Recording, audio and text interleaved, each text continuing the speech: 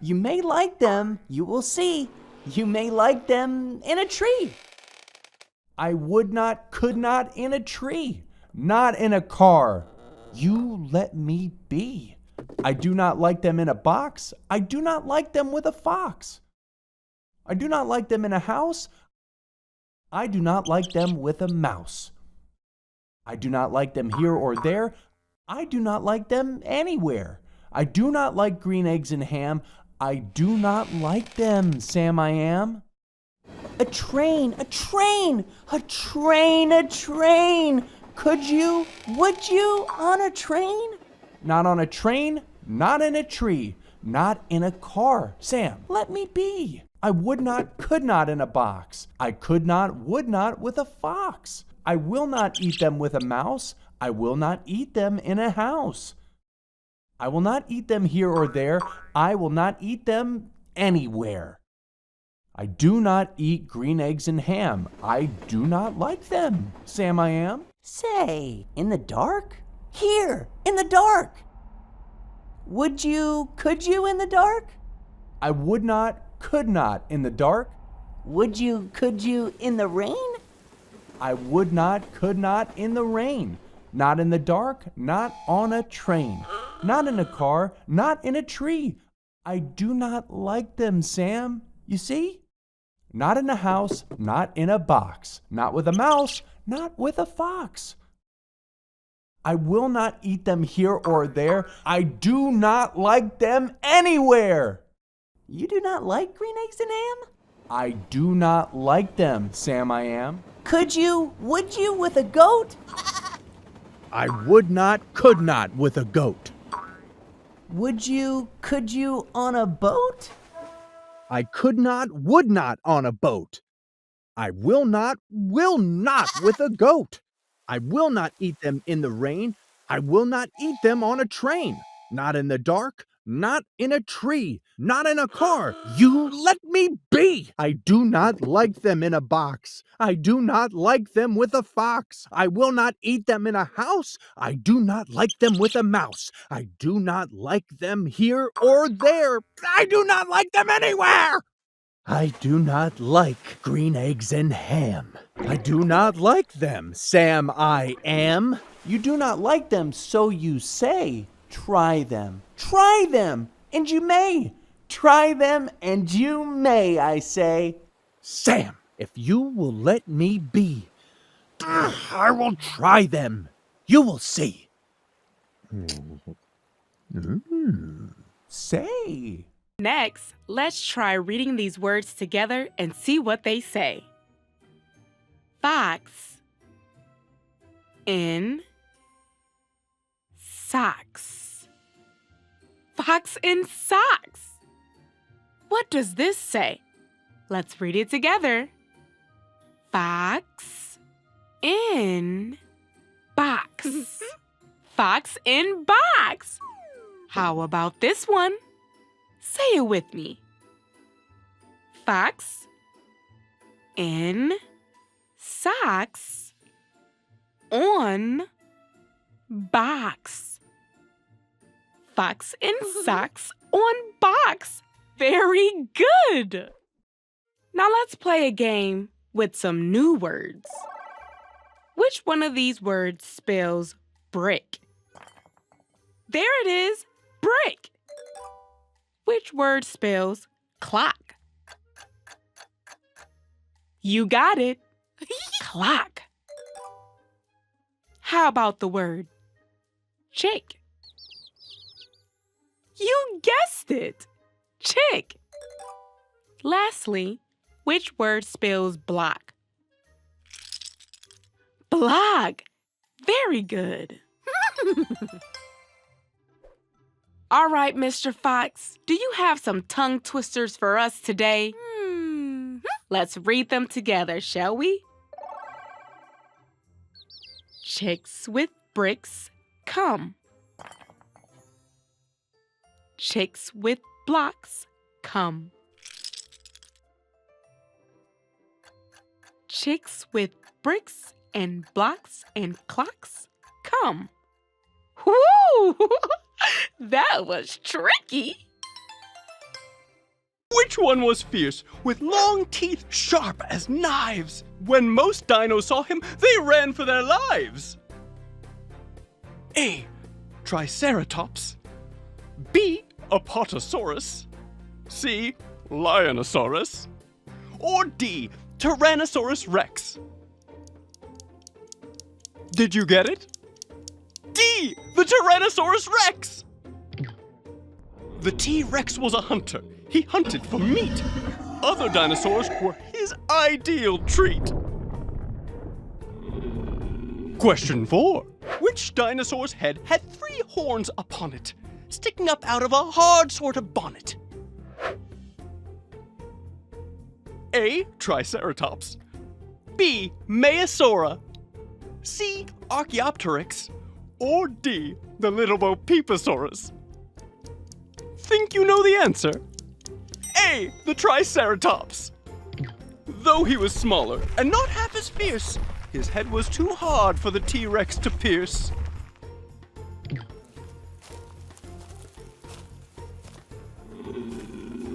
Question 5. Which dino was taller than 51 feet? Nearly a truckload of hay is how much he would eat. A. Velociraptor. B. Iguanodon. C. Brachiosaurus. Or D. Giraffodon. Here comes the answer. C. The Brachiosaurus. Wonderful! That's how he grew so big, you see. The cat in the hat just comes up to his knee. Question 6. This last one's rather tough. It's not well known which dino bird might have glided, which one might have flown. A. Tyrannosaurus Rex. B. Archaeopteryx. C. Deinonychus. Or D. Peregrine falcon. Ready for the reveal? B. The Archaeopteryx. One thing we must ask, and we must be quite firm. If this was the earliest known bird, did he catch the worm? That is what the cat said. Then he fell on his head. He came down with a bump from up there on the ball. And Sally and I, we saw all the things fall. And our fish came down too. He fell into a pot. He said, "Do I like this? Oh no, I do not. This is not a good game," said our fish as he lit. "No, I do not like it, not one little bit." "Now look what you did," said the fish to the cat.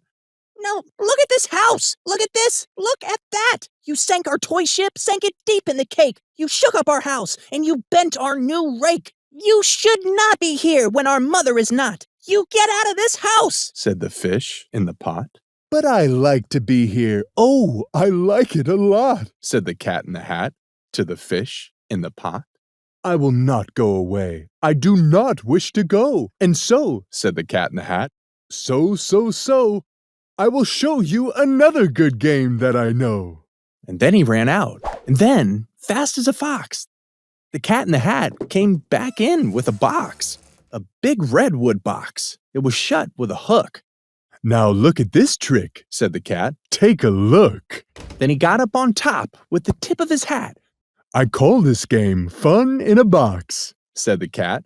In this box are 2 things I will show to you now. You will like these 2 things," Said the cat with a bow. "I will pick up the hook. You will see something new. 2 things, and I call them Thing 1 and Thing 2. These things will not bite you. They want to have fun." Then out of the box came Thing 2 and Thing 1. They ran to us fast. They said, "How do you do? Would you like to shake hands with Thing 1 and Thing 2? and Sally and I did not know what to do. So we had to shake hands with Thing 1 and Thing 2. We shook their 2 hands, but our fish said, No, those things should not be in this house. Make them go. They should not be here when your mother is not. Put them out. said the fish in the pot. "Have no fear, little fish," Said the cat in the hat, "These things are good things." and he gave them a pat.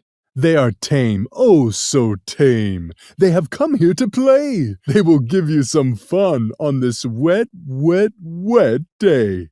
Now, here is a game that they like, said the cat. They like to fly kites, said the cat in the hat. No, not in the house, said the fish in the pot. They should not fly kites in a house. They should not. Oh, the things they will bump. Oh, the things they will hit. Oh, I do not like it. Not one little bit. Then Sally and I saw them run down the hall. We saw those two things bump their kites on the wall. Bump, dump, dump, bump. Down the wall, in the hall. Thing 2 and thing 1. They ran up, they ran down. On the string of one kite, we saw Mother's new gown. We're going to the beach. Ah, yes, the beach. A place where you can go play in the ocean, build a sandcastle, and have some ice cream. But there is so much more at the beach. It's teeming with life. Beaches are made out of sand. Sand comes from rocks, minerals, and even shells. Water, wind, and weather over thousands of years causes these things to crumble like a cookie. That's called erosion. Have you noticed any living things while you were at the beach? Take a closer look and you'll see tons of plants, insects, birds, fish, and animals all call the beach their home. But things like trash, pollution, and overfishing are bad news for marine life. That's why they need our protection. Let's visit the Marine Mammal Care Center, where some lovely humans are saving the lives of wild seals and sea lions. The Marine Mammal Care Center is a hospital for sick and injured seals and sea lions that strand on the coast of Los Angeles County. We have thousands upon thousands of sea lions and harbor seals that live right off of our coast. And they'll haul out on the shore if they're not feeling well or if they just need to rest. The seals and sea lions that we see here at the Marine Mammal Care Center come to us for a variety of different reasons. The primary reason is lack of nutrition. We're going to make sure that they get the care that they need so we can get them rehabilitated, which means helping them to feel better, and then released back out into the ocean. Everyone that you're seeing today, almost everybody is a year old or less. So we have a California sea lion. You can tell a sea lion as different from a seal if you notice ear flaps on the outside, long front flippers that he's balancing on with no claws, and his rear flippers tucked underneath his body. So a sea lion can more or less walk on all fours as opposed to the elephant seals and the harbor seals that have to inch around on their bellies like a worm. We call it galumphing is the name for that. So the elephant seals here, these are the ones getting really close to release. Their eyes totally black because this is a very bright situation for them, considering that they dive hundreds if not thousands of feet below the surface where it's really dark and really cold. When they come up to the surface, it's going to be really bright. Those whiskers allow them to sense the ripples made by a fish or a squid that's swimming through the water, so they can use those to be able to hunt down their food even if it's pitch black. The harbor seals that we have, they'll feed on the shoreline and beaches, harbors, kelp forests. They're gonna find little fishes in between the cracks and crevices and things like that. And then our California sea lions, they're open ocean specialists. We feed exclusively herring and sardines. It's what gets them the most nutrition, the most fats, the most water, everything that they need. Now let's try reading together some more about what Mr. Brown can do. Ready? He can go like the rain. Dibble, dibble, dibble, dop. He can go like a train. Choo, choo, choo, choo. Oh, the wonderful things Mr. Brown can do. Mr. Brown can do it. How about you? Let's try to read aloud as many of his sounds as we can. Can you say them all with me? Ready? Go!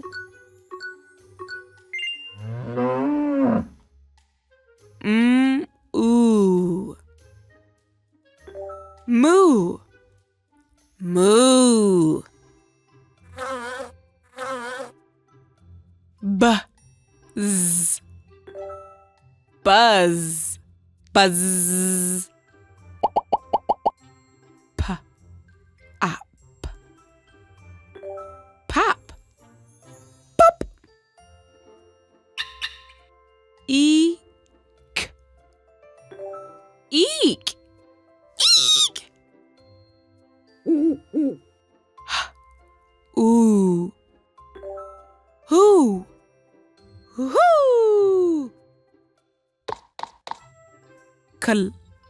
Up. Clap. Clop. Ch. Ooh. Choo. Choo choo. Wonderful. Let's try reading together about Mr. Brown, shall we? Oh, the wonderful things Mr. Brown can do. He can go like a cow. He can go moo, moo. Mr. Brown can do it. How about you? So silly. So when an animal is raised on a farm where only one animal is raised, like a cow, a lot of times there can be negative impacts on that animal, and the farm can have negative impacts on the environment. And so what we try to do here is integrate all the animals together, and they can really improve the environment around it. We can head over here and check out the cows. If we get too much closer, they'll just run off.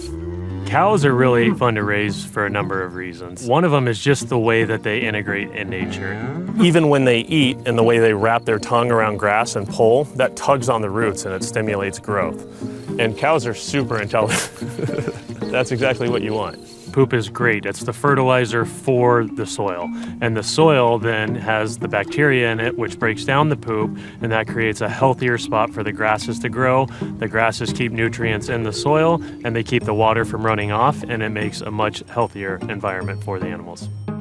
A lot of what we do is mimic nature. So if you look at the Great Plains hundreds of years ago, you had herds of millions and millions of buffalo. They would come through and eat the grasses down. And so we run our larger ruminants first. So the cows come through and they eat the grasses down. And then as the antelope would follow the bison and the buffalo, now we have our sheep and our goats follow behind that.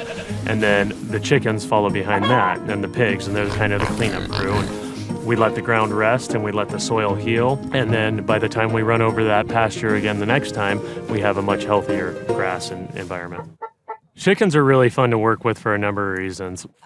They lay really cool eggs. You can have blue eggs, you can have brown eggs, you can have white eggs, even green eggs. The hens are actually very proud, so when they're in there laying an eggs, they squawk and they let everybody know that they're doing it.